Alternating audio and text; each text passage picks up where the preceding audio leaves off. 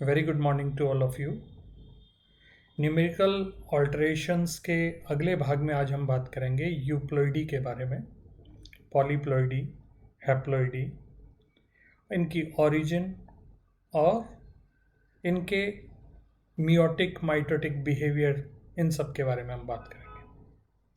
Numerical alteration के पहले lecture में हम ऑलरेडी एन यूप्लॉइडी के बारे में बात कर चुके हैं, जिसमें एक या दो क्रोमोसोम का पूरे जीनोम में कम या ज़्यादा हो जाना रिप्रेजेंट होता है।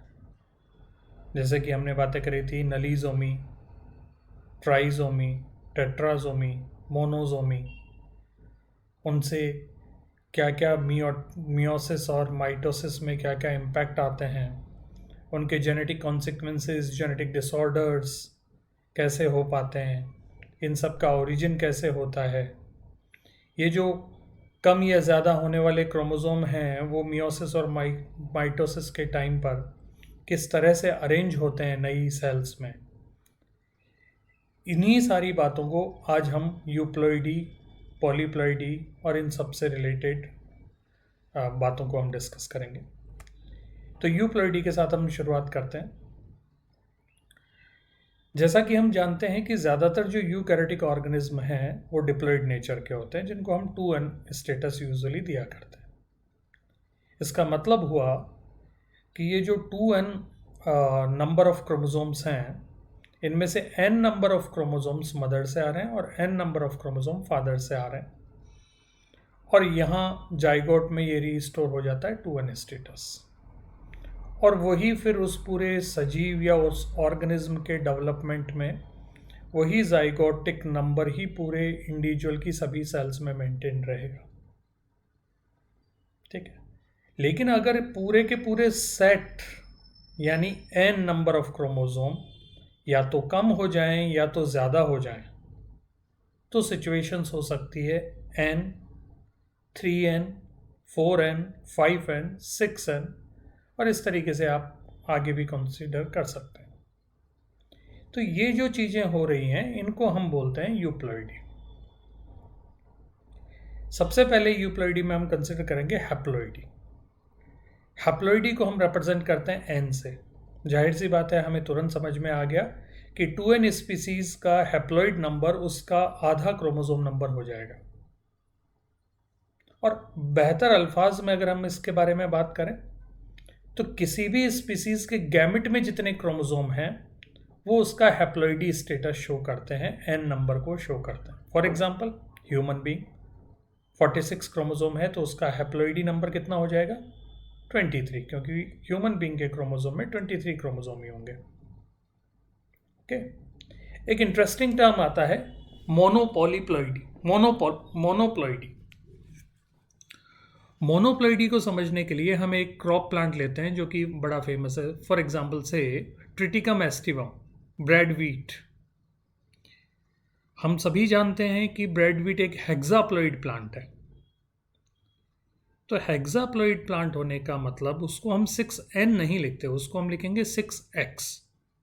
इसका मतलब ये हुआ कि एक्सप्लॉइडी लेवल को शो कर रहा है।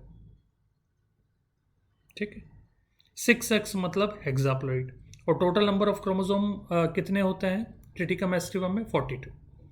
तो इसका मतलब हुआ 6x equals to 42, that means x equals to 7।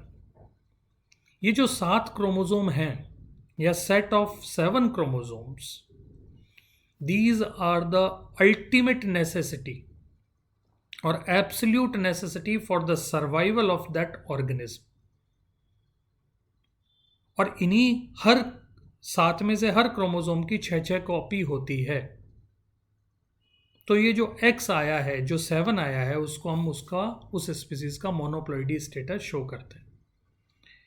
इन्हीं 7 क्रोमोसोम पर जितने भी जीन्स जीने के लिए ज़रूरी हैं व्हीट में वो प्रेजेंट रहते हैं, बाकी तो सिर्फ इनकी कॉपी है।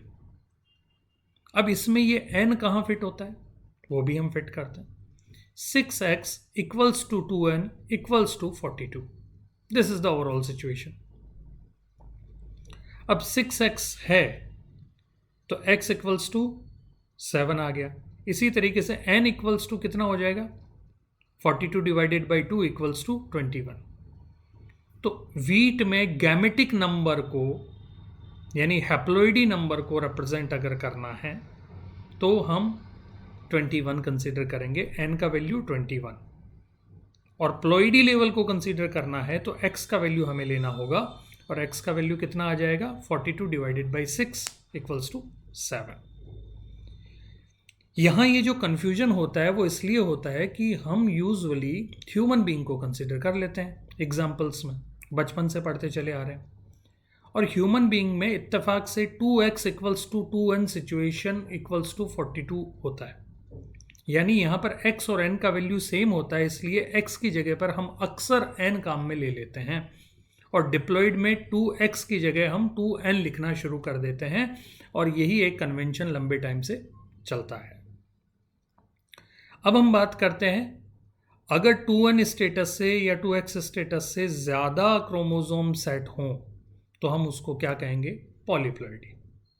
यानी जीनोमिक सेट अगर 2 से ज़्यादा हैं, जैसे 3n 4n और 5n, तो इनको हम पॉलीप्लॉइडी स्टेटस कहते हैं। 2 टाइप का होता है, ऑटोपॉलीप्लॉइडी और दूसरा एलोपॉलीप्लॉइडी। ऑटोपॉलीप्लॉइडी में उसी स्पीसीज का जो जीनोम है वो ही मल्टीपल टाइम वहाँ पे प्रेजेंट होता है। जैसे सपोज कर लीजिए एक स्पीसीज है और उसमें बेसिक नंबर आप n या x मान लें, तो बार बार वही x रिपीट हो जाए, 3x 4x 5x, कोई बाहर से कोई भी क्रोमोसोम अगर उसमें नहीं आया हो उस स्पीसीज में, और सिर्फ मल्टीप्लिकेशन हुआ है उसी के अपने जीनोम का, तो हम उसको बोलते हैं ऑटोपॉलीप्लॉइडी। लेकिन अगर सोचिए तो 2 स्पीसीज का हाइब्रिडाइजेशन हो गया और जिसकी वजह से दोनों के जीनोम या 2 से अधिक स्पीसीज का हाइब्रिडाइजेशन हो रहा है टाइम आफ्टर टाइम, तो उनके जीनोम आपस में जब इंटरमिंगल हो जाते हैं और वो सर्वाइव अगर स्पीसीज कर जाती है तो वो होगी एलोपॉलीप्लॉइड स्पीसीज, जिसमें 2 अलग अलग टाइप के जीनोम आपस में इन्वॉल्व हो रहे हैं।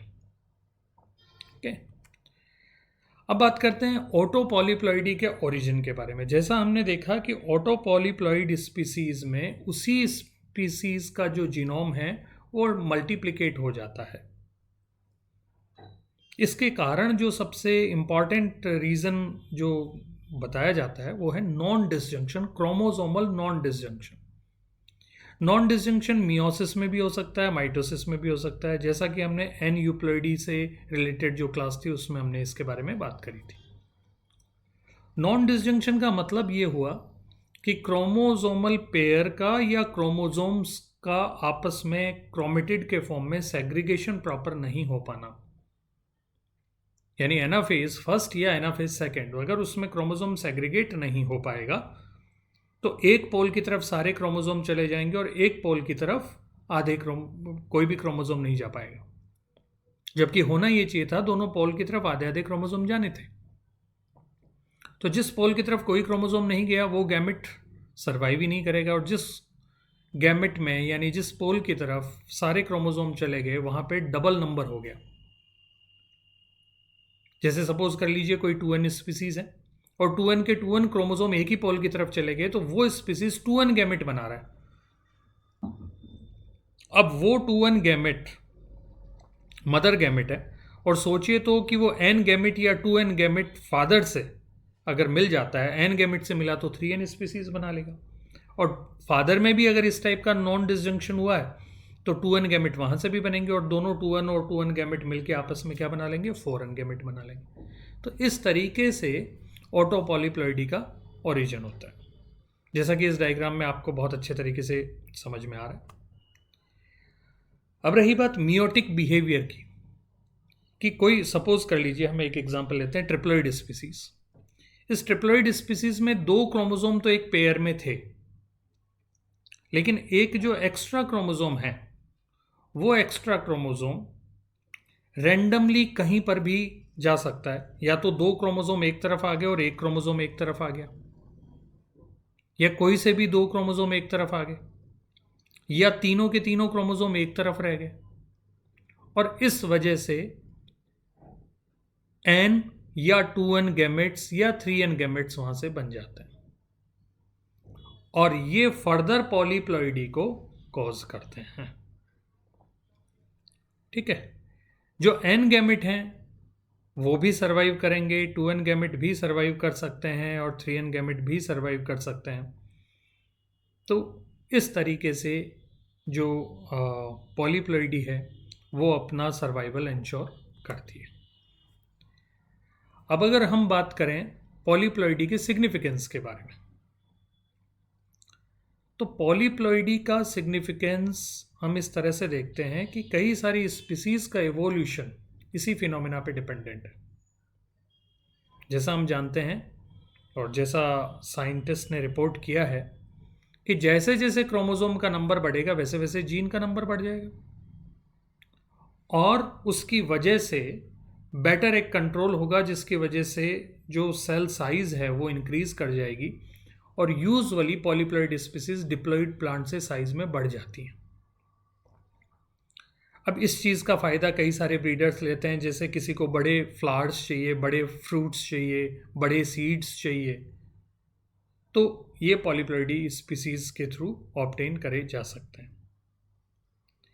इसी तरीके से अगर हम प्लांट के ओरिजिन के बारे में अगर हम देखें, तो प्लांट्स में जैसे कई सारी क्रॉप वेराइटीज़ हैं जो एलो पॉलीप्लॉइड स्पीसीज को रिप्रेजेंट करती है।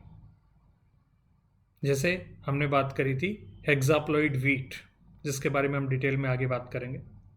एनिमल्स में ऐसी टेंडेंसी होना बहुत कम है, क्योंकि एनिमल्स में दो अलग अलग स्पीसीज में इंटरब्रीडिंग होना थोड़ा मुश्किल है, क्योंकि एनिमल्स का बिहेवियर जो है वो ससेप्टिबल नहीं होता है ऐसी चीज़ों के लिए। लेकिन प्लांट्स में अगर कॉम्पेटिबल है, जो पॉलन ग्रेन्स हैं वो स्टिग्मा पे जर्मिनेट हो जाते हैं और ओवरी में जाके फर्टिलाइजेशन अगर कॉज वो करवा सकते हैं, तो डेफिनेटली उनमें बिहेवियरल इश्यूज कोई दूसरे नहीं आ पाते, और इस वजह से प्लांट्स में पॉलीप्लॉइडी रिलेटिवली कॉमन देखा जाता है। जैसा कि हम इस वीट के एग्जाम्पल से हम बहुत अच्छे तरीके से देख सकते हैं कि जो आज का जो प्रेजेंट डे ट्रिटिकम एस्टिवम है, ब्रेड वीट जिसको कहा जाता है, इसका जो ओरिजिन हुआ है उस ओरिजिन को काफ़ी साल लगे, काफ़ी मिलियंस ऑफ ईयर्स में ये स्पीसीज बनी है, हेक्साप्लॉइड स्पीसीज। सबसे पहले ट्रिटिकम मोनोकोकम और ट्रिटिकम सीयरसी, इन दोनों में आपस में क्रॉस हुआ और एक डिप्लॉइड हाइब्रिड बना, और ये जो डिप्लॉइड हाइब्रिड बना इसमें मियोटिक डिसजंक्शन की वजह से वो टेट्राप्लॉइड बन गया, और उस स्पीसीज का नाम साइंटिस्ट ने दिया ट्रिटिकम टर्जिडम। इस ट्रिटिकम टर्जिडम का ट्रिटिकम टोसाची से क्रॉस हुआ, जिसकी वजह से ट्रिप्लॉइड हाइब्रिड बना, और उस ट्रिप्लॉइड हाइब्रिड के मियोटिक नॉन डिसजंक्शन से ट्रिटिकम एस्टिवम बना।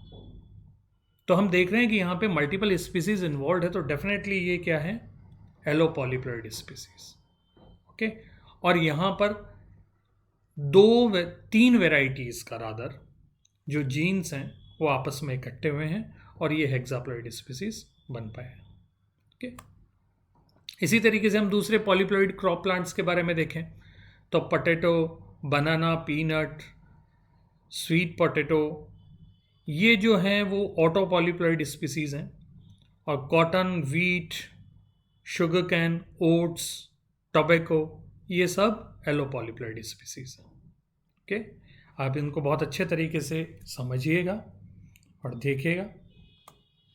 Thank you so much.